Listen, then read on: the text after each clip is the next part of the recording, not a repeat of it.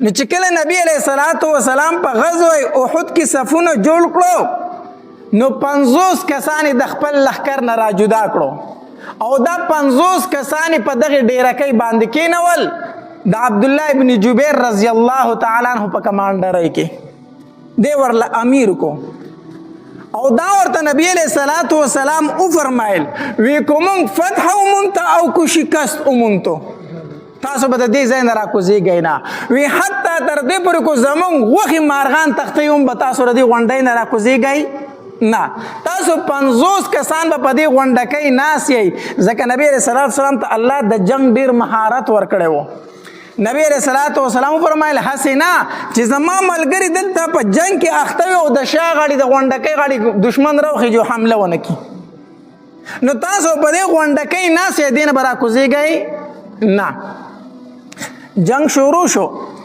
25 کسان په مبارزه کې د کافرو نه مړ شو مردار شو دا یو جنگ چې بکې یو تن به وته بل بل ځای طرف راوته 25 کسان د کافرو نه مردار شو یو په یو به جنگو 25 کسان د هغې نه مردار شو بیا چې عام جنگ شروع کېده که نه نو د هغې چې کومې ښځې وي د ځان سره راوستې وي هغې په ګډا شروع کړه او سندرې شروع کړې ګډای شروع کړه او سندرې ویل او په غزوه بدر کې چې د دوی کوم سرداران مردار شوي وو هغه ورته رایادول شروع کړو چې ستاسو نه پلان کې وجلې دی او ستاسو نه پلان کې وجلې دی او تاسو نه پلان کې وجلې دی نن ای ځوانانو تاسو را رسېدلې د هغې بدله به اخلئ په دې سندرو کې ورته د ښځو دا جذبه راوچتوله دوی دومره په جوش کې راوستو د شرابې چې راوړي هغه په سرونو راواړول شراب یې وڅکل او جنگ شروع شو غزا شروع شو حتی در دې پورې چې مسلمانانو فتح وموندله اول کې کافرو شکست وخوړو څوک په یو تخته څوک په بله تخته څوک یو غر ته منډې وخه څوک بل غر ته منډې وخه کافر په تیښته شو وتښتېدل یو صحابي وایي د بخاري شریف حدیث مبارک دی وایي ما د کافرو ښځې په خپلو سترګو ولیدې چې په دې غونډۍ باندې روانې وې او د خپو دا پنځیبونه ښکارېدل په منډه تښتېدلې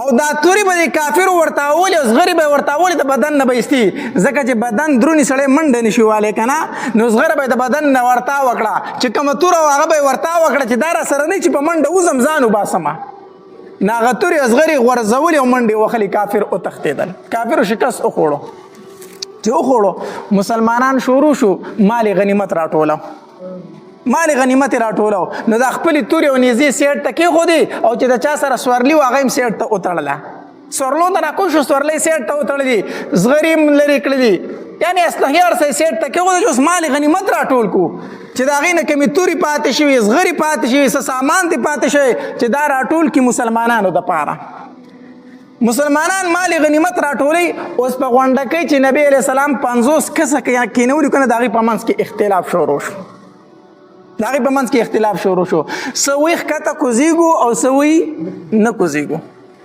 اوس کوم کسان چې وایي نه کوزیږو عبدالله ابن جبیر رضی الله تعالی عنه امیرو هغه ورته وایي زه خو نه کوزیږم ما ته خو نبي علیه الصلاة والسلام فرمایلي چې تر څو درته ما نه ویلي ښکته به نه راکوزیږئ زه خو نه کوزیږم هغې نورو کسانو ورته وایي ټیک ده نبي علیه السلام فرمایلي چې ښکته به نه راکوزیږئ خو تر قیامته پورې خو یې نه وویلي که نه چې دلته به ناست یئ جنگ ختم شو اوس به موږ خو دلته همیشه دپاره نه یو ناست که نه چې جنگ ختم شو چې ښکته کوز شو چې د مسلمانانو سره امداد وکړو مال غنیمت راټول کړو موږ به دلته یوازې هسې ناست یو د مسلمانانو په منځ کې څه راغی اختلاف راغی تو مې پکې جوړ شو 40 تنه راکوز شو د عبدالله ابن جبیر رضی الله تعالی عنه سره صرف 10 تنه پاتې شو دغه 10 کسان نهه کسان پاتې ټول 10 سره د عبدالله ابن جبیر رضی الله 10 کسان په دغه غونډکۍ پاتې شو او 40 تنه ترې راکوز شو خالد بن ولید رضی الله تعالی عنه د مخکې نه د دې غونډکۍ په تلاش کې و چې زه به حمله کوم د شا غاړې به ورځم په دې ځای باندې 2-3 پیرې مخکې هم حمله کړې وه خو دوی 50 کسانو دوی به د برې غاړې غشي شروع کړو دوی اوچت ناست وو هغوی به پسپا شو به تښتېدل چې وایي کتل چې غونډکۍ خوشې د کسان پې لږ ناست دي خالد بن ولید رضی الله تعالی دغه ټیم کې لا مسلمان شوی نه دی ده د ځان سره خپل د اس سواره چې کوم د ځان سره هغه لښکر روان کړو او راوختل چې دوی وکتل چې خالد بن ولید را روان دی نو دوی چیرې بر را رسی را پسې نو مونږ خو بیا لستانه مونږ به ووجنې شهیدان به کړي ښکته مسلمانان خو ناخبر دي دوی پسې ورکو شو دا مسلمانان پسې وړومبی ورکو شو دا لستانه چې ورکو شو خو هغې پاسونو مقابله لږه وکړه خو دغه 10 وړه کسان شهیدان کړو دغه 10 کسان شهیدان شو د مسلمانانو او خالد بن ولید په دغه غونډکۍ باندې راواوړېدو چې راواوړېدو اوس مسلمانان د ځان نه خبر نه دي مال غنیمت راټولوي او د دې غاړې پې د حمله وکړه چې و حمله وکړه بس مسلمانان وارخطا شو په لاس کې توره نشته نیزه نشته ازغره ایښې ده سورلی سیټ ته ودرولي دي ټیټ دي مال غنیمت راټولوي د پاسه پې حمله راله چې حمله راله مسلمانان وارخطا شو یو خوا تخته بل خوا تخته بل خوا تخته مسلمانان خواره واره شو د نبی علیه صلات وسلام سره صرف 14 کسان پاتې شو صرف 14 کسان په دې کې 9 کسان د مهاجر وو او 9 کسان چې دي د انصار وو 14 کسان صرف د نبی علیه صلات وسلام سره پاتې شو نور ټول مسلمانان تتر بتر شو یو خوا لاړو بل خوا لاړو په نبی علیه صلات وسلام باندې د هر طرف نه وار شروع شو د هر طرف نه گزار شروع شو ابو طلحه رضی الله تعالی د نبی علیه صلات وسلام خواته ولاړو غشه چې براته به تخپل لاس نیو چې غشه براته به تخپل لاس نیو حتی در دې پورې ابو طلحه رضی الله تعالی لا شل شو په نبی علیه صلات وسلام باندې یو کافر حمله کوله مصعب ابن عمر چې اول چې حمله پکې ډایرک ورته خپل سینه خوا کړه په خپل سینه غشه وخوړ دا مصعب ابن عمر رضی الله تعالی د نبی رسول الله مشابه هو په شکل صورت کې دی یو شانو د نبی رسول الله سره شکل میلاوي د داسي نو چې د حمله کوله په نبی علیه الصلاۃ والسلام باندې کنه نو دور خپل سینه اخوا کړ مصعب ابن عمر رضی الله تعالی عنہ شهید شو بل یو کافر د اغه نوم عبد الله بن قمیه دو قتل چې نبی علیہ الصلوۃ والسلام سره دور سوک نشته دی دا یو پهلوان عبد الله ابن قمیه د په نبی علیہ الصلوۃ والسلام باندې ډایرک حمله وکړه او چې په نبی علیہ الصلوۃ والسلام په مخ مبارک حمله وکړه کنه نو د نبی علیہ الصلوۃ والسلام ته یو پیغور وکړو خذها انا ابن قمیه واخله د ابن قمیه د طرف نه دا گزار چې په نبی علیہ السلام گزار وکړه نبی اسلام د مخ مبارک زخمی کو نبی علیہ السلام ورته کې خیری وکړي وی الله دې برباد کا الله دې تباہ کا دا خیری ورته وکړي په نبی علیہ السلام باندې گزارونه شروع شو او مصعب ابن عمر رضی الله تعالی په دې دوران کې شهیدوم شو ما درته وی داغه شکل د نبی علیہ السلام سره میلاوي دو نو د کافر چیغه کړه وی ما نبی علیہ السلام قتل کو ما محمد قتل کو نعوذ بالله چې دا چغه د کافر والا کنه نو شیطان ورله نور زور ورکو شیطان هم دا چغه والا وی محمد قتل شو نعوذ بالله چې دا چغه والا چې مسلمانانو په غوګونو دا आवाज ورغی چې محمد قتل شو صلی الله علیه وسلم د هر صحابي په لاس کې چې تور وزمه کې تورتا وشو د چا سره چې نیزه وزمه کې ته وشتله موږ سره جنگیږو موږ خو د نبی رسول الله د پاره جنگیدو چې هغه نشته نو موږ جنگ سره کوو د صحابه کرام لاسونه پر پیدو شو څوک چې په کم ځای ولاړو په اخ کې ځای باندې پاتې شو د نبی علیہ السلام د مخکنی غاښونه مبارک هم شهیدان شو دا رباعي غاښونه یو کافر ولا په ګټ باندې حمله وکړه د نبی اسلام د غاښونه مبارک شهیدان کړو ماتې کړو د نبی علیہ السلام چې کوم ټوپۍ په سر واغه خود د وسپنې ټوپۍ دا ګټ په گزار سره داغه کړی د نبی علیہ السلام په مخ مبارک کې نه وته د نبی علیہ السلام د مخ مبارک نوینه بيدا دوم روینه د نبی علیہ الصلوۃ والسلام نه وبیدل کنه چې نبی علیہ الصلوۃ والسلام بیا داسې قدم نشو اغسته نو علی رضی الله تعالی عنہ یو بل صحابي وسره طلحه رضی الله تعالی عنہ هغه ته وی ما دې ګټ ته لګوچت کوي ما لګوچت کوي دې ګټ ته د نبی علیہ الصلوۃ والسلام د اوچتېدو دوه مقصد یو خدا چې د خپل ملګرو ته आवाज وکم چې ما خواله راشي دی چیرته روان دي او دوی دا مقصد و چې زه د خپل ملګرو باندې نظر واچوم چې دوی چیرته تللی دي چیرته لاړو او دوی د خپل ملګری وینم هم نبی رسول الله صلی الله علیه وسلم د ګټ نه شکه اوچته دي کنه نو طلحه رضی الله تعالی عنہ ته داسې ملاټی ډکلوي دا الله پاک پیغمبر زما په ملاخ پکې ده داغه په ملا نبی رسول الله پکې خدا دې ګټ شو نبی علیہ الصلوۃ والسلام طلحه رضی الله تعالی عنہ فرمایلی او جبه ځان له جنت واجب کونو ځان له جنت طلحه جنت د بار استاد پاره واجب شو واجب شو ستا دپاره جنت. او نبی علیه السلام چې دې ګټ ته داسې پورته شو که نه غیر چاپېره یې وکتل نو اواز یې وکړو الی عباد الله، ای د الله بندګانو چېرته روان یې ما طرف ته راشئ. انا محمد رسول الله، زه محمد صلی الله علیه وسلم د الله رسول یم. الی عباد الله، ای د الله بندګانو ما خوا ته راشئ. چې د صحابه کرامو دا اواز تر غوږو شو که نه نو ټول صحابه کرامو رامنډې کړې نبي علیه الصلاة وسلام خواله راله. ټول نبی علیه الصلاة وسلام ته راغونډ شو، ګیر چاپېره والا راله خوا ته راورسېدله. په دې کې ابو سفیان چې وکتل چې د نبی علیه الصلاة وسلام سره څه ملګري دي او دا اواز هم خور شوی دی چې نبی علیه الصلاة وسلام قتل شوی دی، نو ابو سفیان راغی او د مسلمانانو ته داسې مخامخ ودرېدو. چې ودرېدو نو اواز یې وکړو وی افی القوم محمد، په دې قوم کې محمد شته ژوندی دی که نه مړ دی؟ افی القوم محمد، په تاسو کې محمد شته؟ نبی علیه السلام جواب به نه ورکوئ. جواب به ابو سفیان دا اواز درې پیرې وکړو، جواب ورته میلاو. بیا یې اواز وکړو وی افی القوم ابن ابي قحافه، په تاسو کې ابوبکر شته دی؟ درې پیرې دا اواز وکړو، نبی علیه السلام جواب به نه ورکوئ. چې په درېمه پیرې اواز وکړو وی افی القوم ابن الخطاب، په تاسو کې د خطاب زوی عمر شته دی؟ چې دا اواز یې درې وکړو، نبی علیه السلام جواب به نه ورکوئ. نو ابو سفیان خپل قوم ته مخ کو، مشرکین مکه ته کافرو ته وی دا خو چې اواز رانغی نو معلومیږي دا چې دا درې واړه مړه دي. دا درې واړه څه دي؟ محمد، ابوبکر، عمر، دا درې واړه مړه دي. ابو سفیان دا اواز وکړو کافرو ته. عمر رضی الله تعالی ټینګ نشو چې دا اواز یې واورېدو. وی ای د الله دشمن، دا درې واړه الله ستا د غم دپاره ساتلي دي. ای د الله دشمنه، دا درې واړه الله ستا د غم دپاره ساتلي دي. درې واړه ژوندي دي، درې واړه ژوندي دي. بیا ابو سفیان عمر رضی الله تعالی ته وایي څه درته وایم نه یو بل ته به څه وایو نه، خو لږ ما خواله راشه، لږ ما خواله. عمر رضی الله تعالی له خواله لاړو. دا راته ووایي چې نبی علیه السلام ژوندی دی که نه دی، ستاسو پیغمبر ژوندی دی که نه دی؟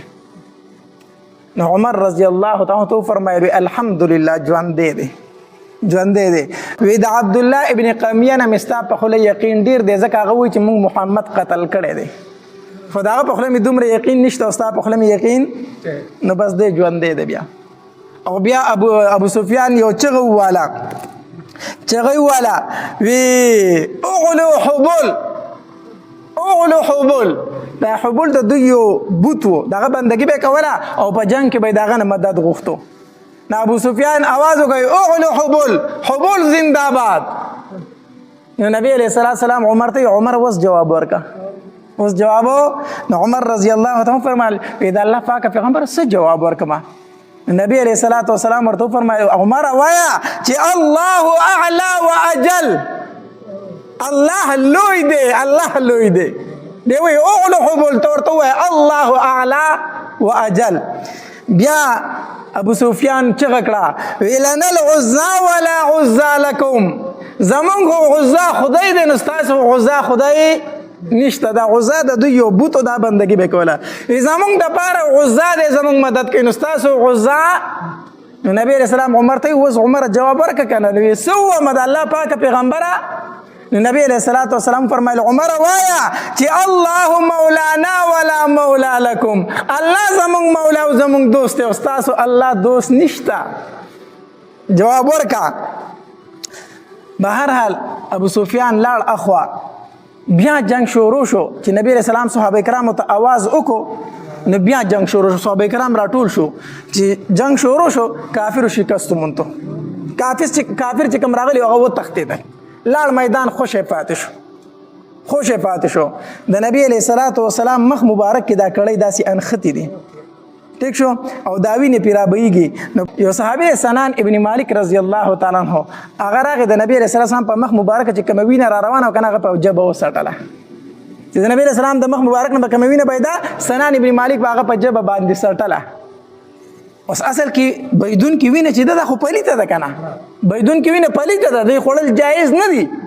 خدا د نبی علیه السلام وینه مبارکه او د نبی علیه السلام وینه مبارکه پلیته نعوذ بالله نه ده، هغه پاکه ده، پاکه ده.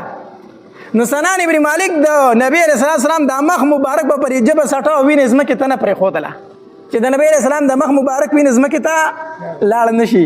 نو نبی علیہ السلام سنان ابن مالک رضی الله تعالی ته فرمایي وی اے سنانا الله ستا دپاره جنت واجب کو ځکه ستا بدن ته زما وینه ورسېدله او په کوم بدن کې چې زما وینه وي هغه بدن اور د جهنم ته نه ځي. تا ځان دپاره جنت واجب کو. بیا دا خبر خو مدینی منورې ته ورسېدو ځکه د نبی علیه الصلاة والسلام د شهادت خبر خور شوی و که نه چې نبی علیه السلام شهید شوی دی. مدینی منورې ته چې دا خبر ورسېدو زنانه و رامنډې وخلې.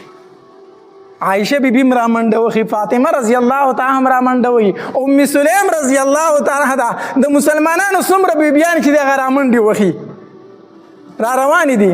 چې کله احد ته راورسېدې که نه احد ته عایشه بیبي ډایرک دا مشکې راواغستو او زیو د اوبو ډکوي او کوم مسلمانان زخمیان چې دي هغې ته په خولو کې اړی اوبه ورله ورکوي، په مسلمانانو باندې اوبه.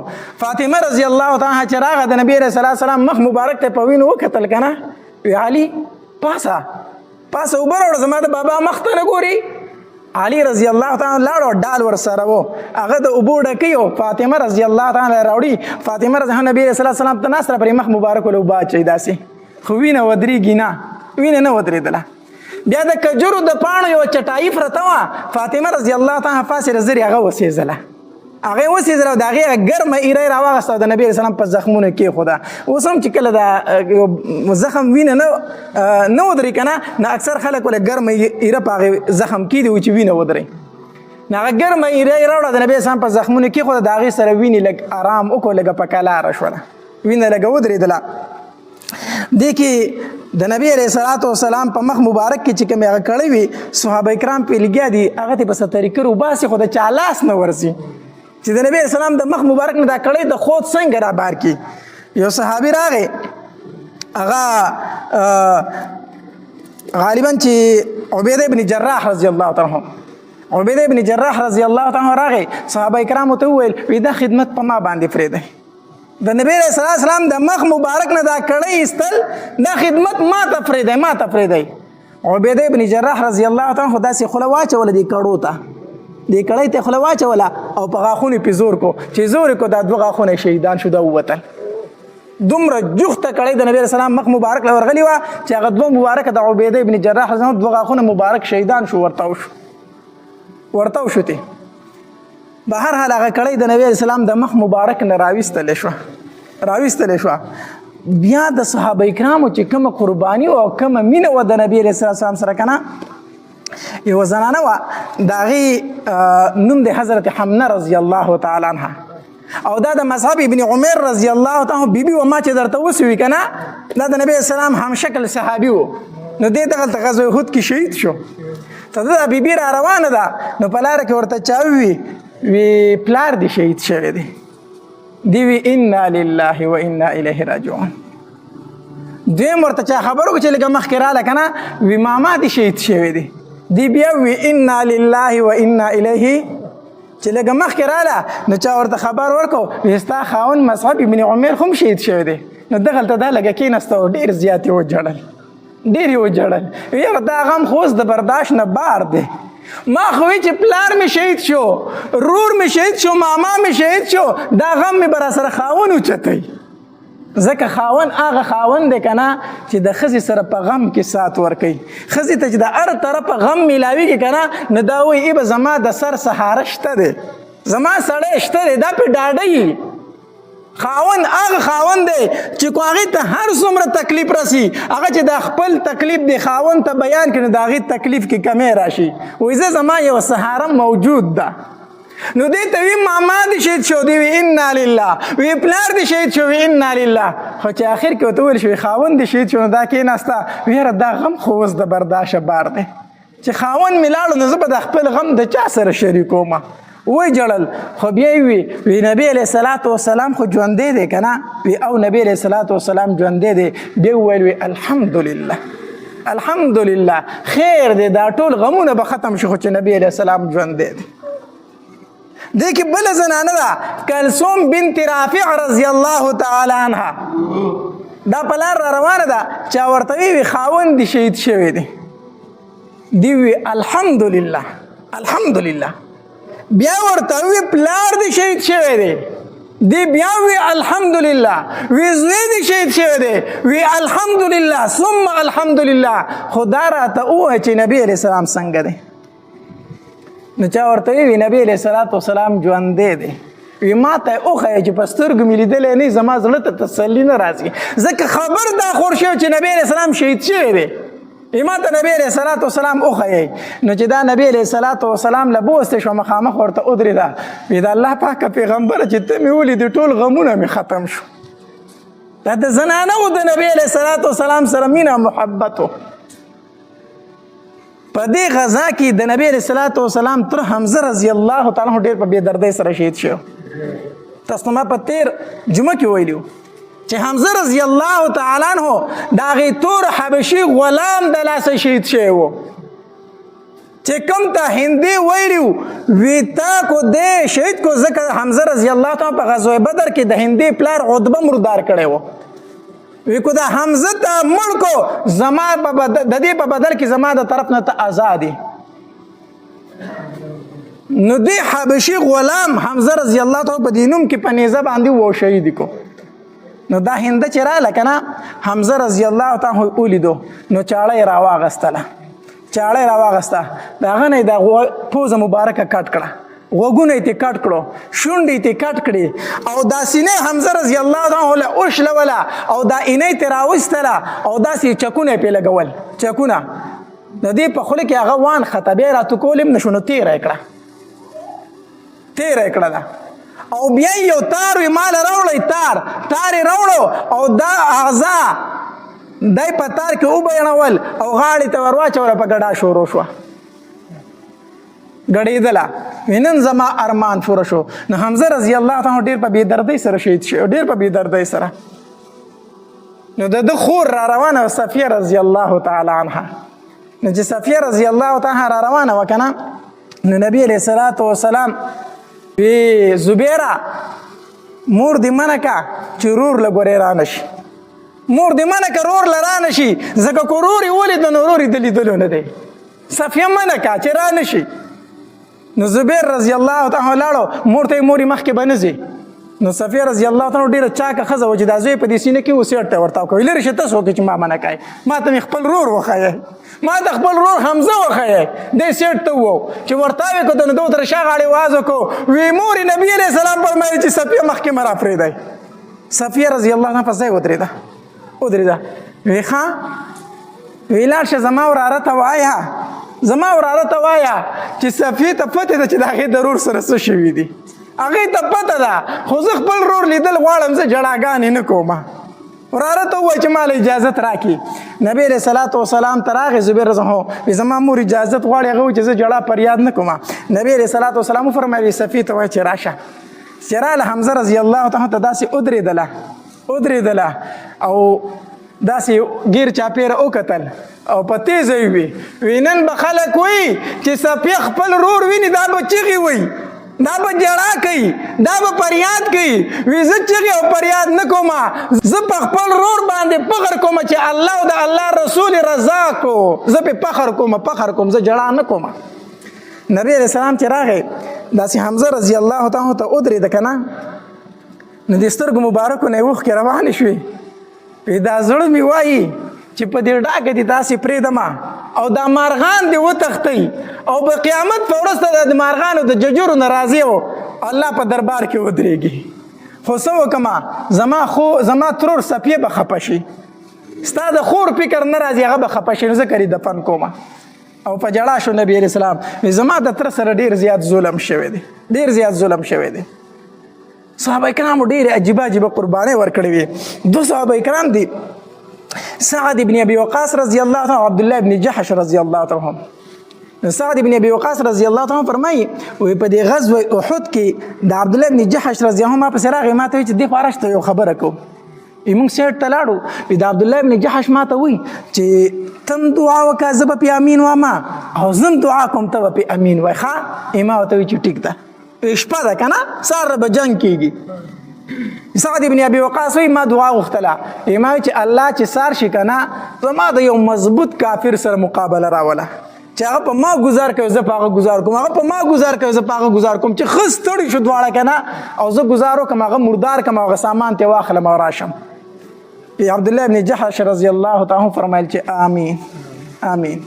اوس عبدالله ابن جحش رضی الله فرمایل چې زه دعا کوم ته پې امین وایم. ما وایي چې ښه. عبدالله ابن جحش وایي چې الله سر مې د یو مضبوط کافر سره مقابله راوله چې هغه په ما گزار کوي او زه په هغه گزار کوم، هغه په ما گزار کوي او زه په هغه گزار کوم، چې ښه سم جنګ وکړو او په آخر کې هغه په ما زورور شي او په ما گزار وکړي او زه شهید شم. امام وایي چې آمین. وایي چې سار شو، وایي چې زه ورغلم یو مضبوط کافر سره مقابله شروع شوه، زه گزار کوم هغه گزار کوي، زه گزار کوم هغه گزار کوي، ستړي شو په جنګ باندې. په آخر کې چې مې توره وچوله سر مې ته هغلته ورته وکړو، کافر مې مردار کو، هغه توره مې ته واغسته، نیزه مې ته واغسته، اسلحه مې ته واغسته، را روان یم. وایي چې را روان یم ومې کتل عبدالله ابن جحش هم د یو کافر سره ورلاندې وتې تورې چلیږي. وایي په زړه کې مې وي چې الله خو زما دعا قبوله کړه خو د عبدالله ابن جحش دعا به هم قبولوي. وایي ومې ورته کتل چې عبدالله ابن جحش لاړې رانه شهید شي ځکه چې تا هم دعا کړې ده. دې د کافر سره وړاندې وتې ګزارونه په یو بل کوي. آخر کې کافر چې توره وچوله عبدالله ابن جحش شهید کو. صحابه کرام داسې مینه و د نبی اسلام او د شهادت سره دوره مینه ساتله، دومره محبت ساتو. بیا چې کله شهیدان جنگ ختم شو او داسې نبی علیه الصلاة والسلام فرمایل اوس کوم باقي صحابه کرام چې او یا صحابه کرام شهیدان شوي دي او یا صحابه کرام شهیدان شوي دي، خو ګوره خلک وایي غزوه احد کې مسلمانانو شکست مونځته. مسلمانانو شکست نه دی مونځته، شکست کافرو مونځته دی. ځکه مال غنیمت چې څوک واخلي هغه شکست نه مونته، میدان چې څوک پرېږدي شکست هغه مونته دی. میدان کافرو پرېښی په آخر کې تښتېدلي. ها دومره خبره ده چې مړي زیات د مسلمانانو نه شوي دي، د کافرو نه مړي شوي 25 تنه د هغې نه مرداران شوي، خو 80 تنه شهیدان شوي د چا نه دي؟ د مسلمانانو نه. مړي د مسلمانانو نه زیات شوي. نو کوم صحابه کرام چې داسې ژوندي پاتې شو نبی علیه الصلاة والسلام ورته وفرمایل وایي قبرونه وکنئ. نو د احد هغه ځمکه خو به تاسو لیدلي څومره کلکه ده او هغه په خپل هم زخمیانو. نو نبی علیه السلام وفرمایل وایي 2 3 په یو ځای دفن کوئ، 2 3 یو ځای دفن کوئ. دارنګې دا مصعب ابن عمر رضی الله تعالی او عبدالله ابن جحش رضی الله تعالی ما درته دوی واقع بیان کړه کنه، او حضرت حمزه رضی الله تعالی دا درې واړه په یو قبر کې دفن شوي دي، دا په یو قبر کې دفن شوي درې واړه صحابه کرام. نبی علیہ السلام فرمایل وی قبرونه کنه 3 4 پکې دفن کوئ. وی د الله پاک پیغمبر کفنونه نشته دي. مصعب ابن عمر رضی الله تعالی دا هغه صحابیو کنه چې د مکه مکرمه کې به یو جوړه یو ځل واغوسته بل جوړه به بیا نه اغوسته. دومره د په ناز او په نخرو ژوند تیرو. د به هغه عطر استعمالول کنه چې په یو کوڅه به تیر شو دننه به ښځو ته پته لګېده چې بار په کوڅه باندې مصعب ابن عمر تیر شو. دې چې به په کومه لار تللی و هر چا ته به پته لګېده چې په دې لار مصعب ابن عمر تللی، ځکه د خوشبویانې به په لار وي، د به داسې خوشبو لګوله. خو مکه مکرمه کې هر سپرې خو د مدینې منورې ته هجرت وکړو، چې راغی بیا سره هېڅ نه نو چې غزوه احد کې دی شهید شو کنه او د الله شروړی شو، نبی علیه الصلاة والسلام ته مخې ته کېښودی شو، د نبی علیه السلام د سترګو مبارکو نه اوښکې روانې شوې. وی دا خو هغه مصعب ابن عمر نه ده چې به جوړه به یې دوباره نه استعمالوله. وی د الله پاک پیغمبر هغه مصعب ابن عمر دی. وی اوس څه مسله ده ورته؟ وی د الله پاک پیغمبر کفن یې نشته دی، کفن یې نشته دی. نو په دې کې یو وړوکی غونته څادر راوړلی شو، نو چې هغه پې خور شو، نو چې سر یې ولا پټو خپې ښکارېدې، چې خپې ولا پټولې نو سر یې ښکارېدو. نو نبي علیه صلات وسلام وفرمایل وایي سر ولا پټ کړه په دې خپو ولا واښه واچوئ. حمزه رضی الله تعالی عنه خور 2 کفنونه راوړو، 2 څادرې راوړي. نو نبی علیه صلات وسلام وفرمایل وایي زما تره په 2 څادرو کې کفن مه ورکوئ، ولې دا نور شهیدان چې دي یو دته کوي ایو. نو د الله پاک پیغمبر 2 څادر دی، یو غټ یو وړوکی دی. نو څادر یې د چا وي؟ حمزه رضی الله تعالی عنه خورې راوړې وي که نه. خو نبي علیه السلام کې دومره انصاف وي خسڼه یې واچوئ، خسڼه یې واچوئ. نو چې خسڼه یې واچوئ نو په خسڼې کې د حمزه رضی الله تعالی عنه وړوکی څادر راوختو، هغه ډبل شهید راوختو. نو چې وړوکی څادر په حمزه رضی الله تعالی خور شو، وی د الله پاک پیغمبر څه وکړو چې سر پټو خپې ښکاره کېږي، چې خپې پټو سر ښکاره کېږي، څه وکړو؟ نبی علیه صلات وسلام وفرمایل وی سر ولا پټ کړه په خپو ولا واښه واچوئ. د نبی علیه السلام تره ته هم داسې کفن نصیب شوی دی، او بیا نبی علیہ السلام وفرمایل وی درې او څلور تنه په یو لحد کې ږدئ وی د الله پاک پیغمبر قبلې طرف ته کم یو ږدو. نبی علیہ السلام وفرمایل وی چاته چې زیاته حصه د قرآن یادی هغه ړومبې قبلې طرف ته ږدئ. چاته چې د قرآن حصه زیاته یاده و تاسو ته پته ده هغه قبلې ته ړومبې ږدئ بیا پسې بل دی بیا پسې بل دی. د کوم د حافظ قرآن فضیلت دی. په دې طریقه باندې صحابه کرام دفن شو. غرض مې دا کو چې هغه الله دې موږ ټول حج او عمرې له بوځي. ټول موږ غزوه احد هلته کې احد مقام ته هر مسلمان ځي. بیا هلته چې لاړ شي که نه د هغې شهیدانو د هغې مقبرې نه جنګله تاوده جنګلتې تاوده. زه د ګیر چاپېره 2 ځله ګرځېدلی یم. دلته کې د نبي علیه الصلاة والسلام چې غونډکۍ ته وختم که نه په غونډکۍ ودرېدم داسې او چې ومې کتل د مسجد نبوي منارې ښکارېدې مخامخو. دا خو د عایشې بیبي کور دی که نه.